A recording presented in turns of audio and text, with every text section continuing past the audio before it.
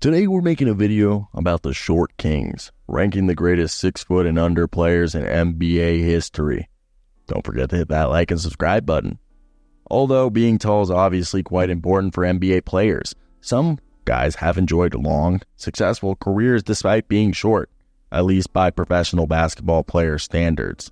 Today, we are going to rank the top 20 greatest short players in NBA history, with short being defined as their listed height being 6 feet tall or below. Let's get right into the action. For the millennial basketball fan, one of the first players who comes to mind when thinking about the NBA's short kings of yesteryear is former Dallas Maverick J.J. Barea, an instrumental piece of the franchise's 2010-11 championship team. Barea was fearless as an NBA player, sizing up against bigger players every night and never backing down. Remember his defense on 4-time league MVP LeBron James in the 2011 finals? Prior to LeBron developing that killer post game? Miami Heat and Mavericks fans certainly remember. Barea was at his best, coming off the bench and providing scoring with his effective pull-up mid-range, shooting, and teardrop floater in the paint.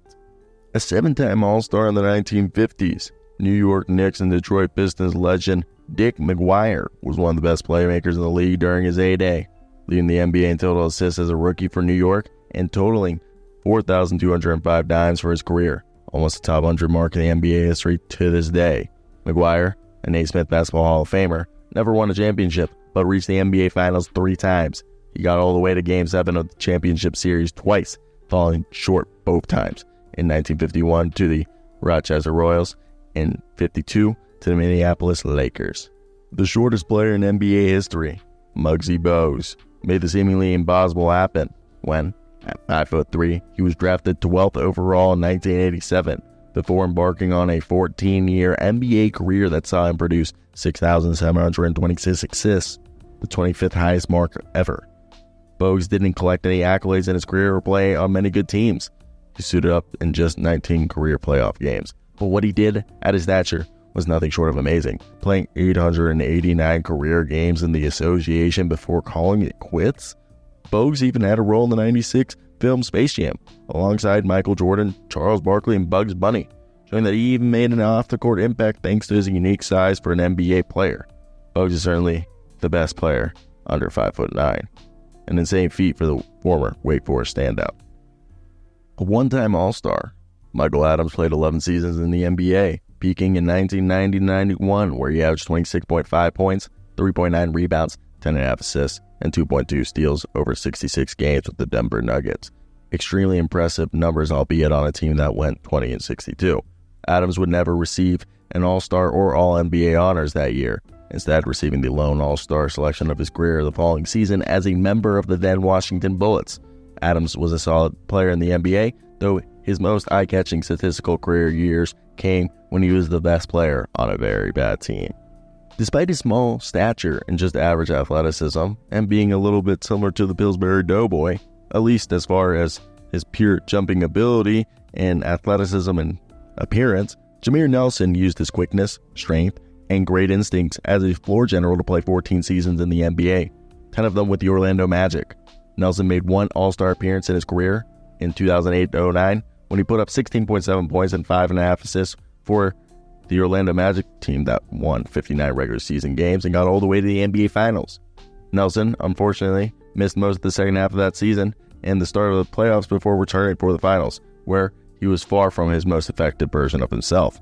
A healthy Jameer Nelson might have given us a more interesting championship series that year than the 4-1 domination by the Los Angeles Lakers we actually got.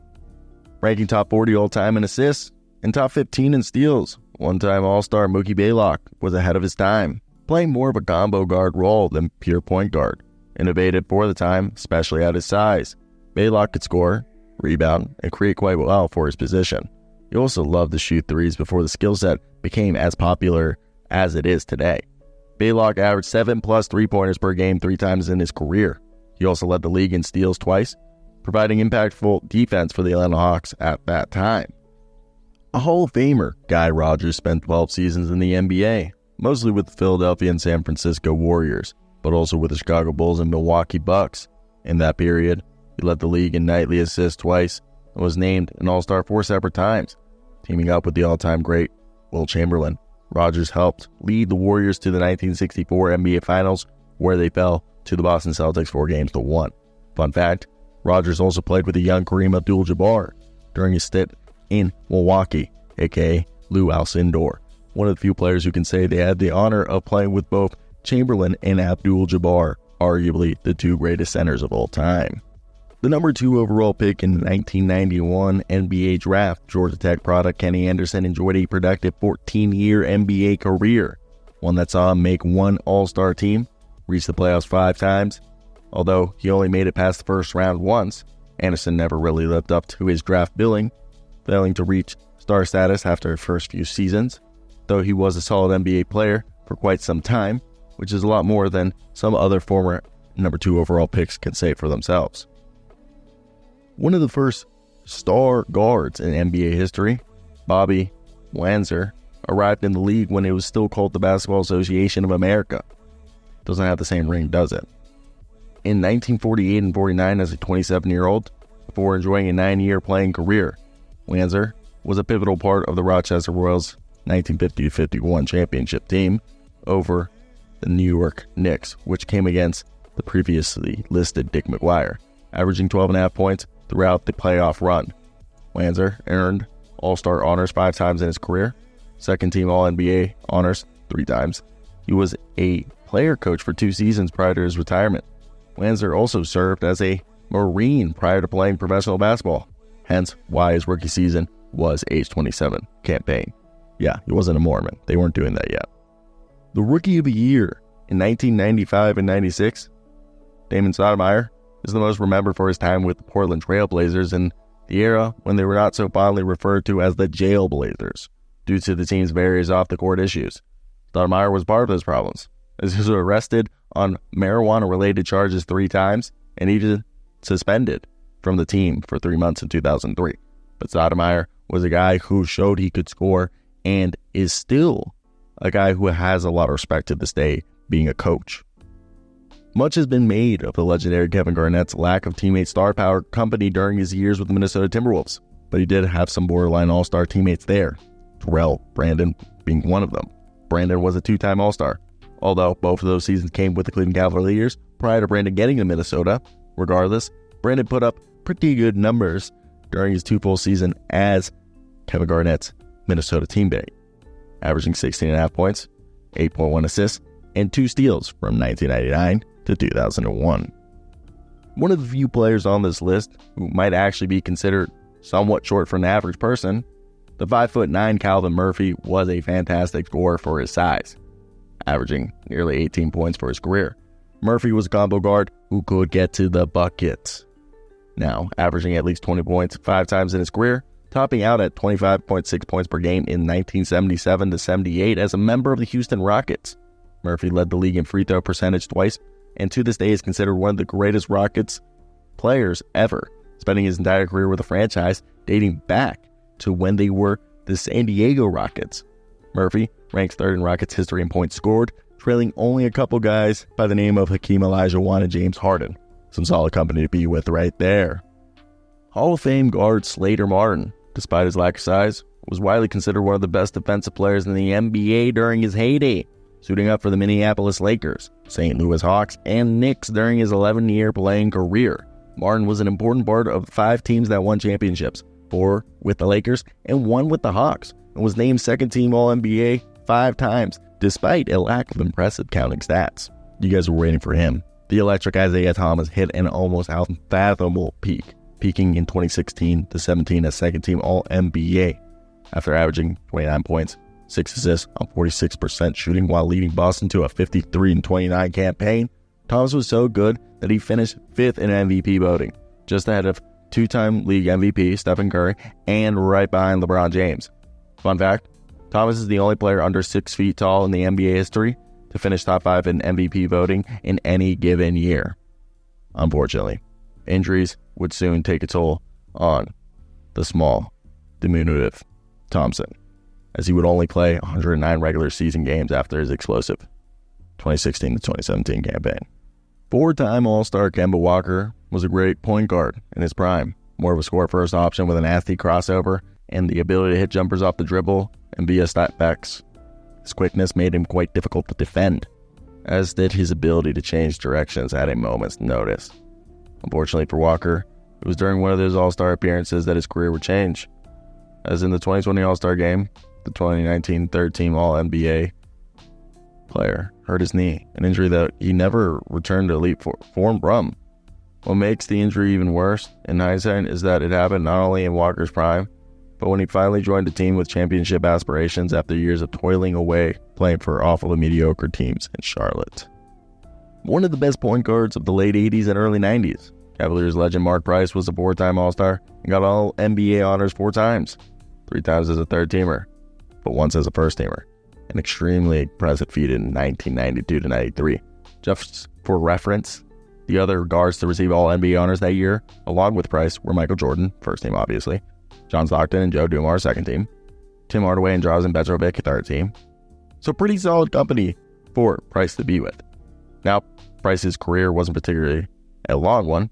Played 12 NBA seasons, but missed several games due to injury.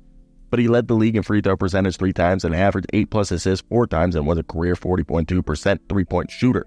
He's also helped Cleveland to the Eastern Conference Finals in 1991 and 92, where the team impressively took 2 games from Jordan and the Bulls en route to a 4-2 series loss. As has been made clear by the names on this ranking, it's hard enough for smaller guys to find a place in the league while competing in elite physical form, so for Kyle Lowry to have had the career he's had, just look at his place in the all-time statistical rankings, while not ever really being in elite shape tells you a lot about his IQ from a basketball standpoint and his competitive fire. Now, there were times in the past that when he did seem a little bit gassed, but his playoff performances were something to watch, as sometimes he did well, sometimes he did bad, but Lowry did redeem himself by winning a championship with the Toronto Raptors in 2018-19. What's more, since then, Lowry has made 2 more deep playoff runs, getting to Game 7 of the Eastern Conference Finals in 21-22, and the Finals in 22-23, both times with Miami. All in all, Lowry's longevity has made him one of the best short players in league history. The UTEP two-step Tim Hardaway, father of current Mavericks guard Tim Hardaway Jr., entered the Hall of Fame with the class of 2022, capping off one of the best careers in NBA history by a short player. Hardaway started his time in the NBA with a fun Golden State Warriors team fondly remembered as Run TMC, featuring Hardaway, Chris Mullin, and Mitch Rutschman as the team's running gun big 3. He then overcame a devastating knee injury that cost him the entire 93-94 season to make 2 more All-Star appearances after that, both with the Miami Heat. Hardaway had an elite crossover, loved to shoot threes before it became popular, and was a very flashy playmaker. A cultural icon for his exploits on and off the court, Allen Iverson has to be considered one of the best athletes in NBA history, or just in general history, not just for his elite quickness and speed, but his overall strength, as he thrived in an era full of enforcers and hard fouls despite being one of the smaller players out there most nights. Iverson was a menace getting to the basket no matter how hard he got knocked down or how often it happened in any given game. He was still always ready for his next rim attack. Iverson was famously part of the team that was full of defensive players, just devoid of offensive talent, to the finals back in 2000-2001. They even took a Game 1 of the series on the road against the iconic Shaq and Kobe Lakers that year. Iverson didn't enjoy much playoff success outside of that, something that doesn't get brought up often when discussing his legacy. Iverson also wasn't the most efficient, shooting a lot of long twos and hitting just 31.3% of his career threes.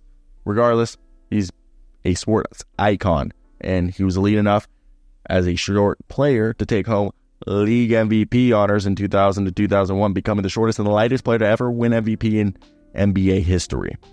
Future Hall of Famer Chris Paul was an impact player from day one in the NBA, arriving to the NBA as a high-level floor general, which is extremely rare in the association, especially from a small player like Paul. Paul won Rookie of the Year in 2005-2006 and was an All-Star and first-team All-NBA player by his 3rd season.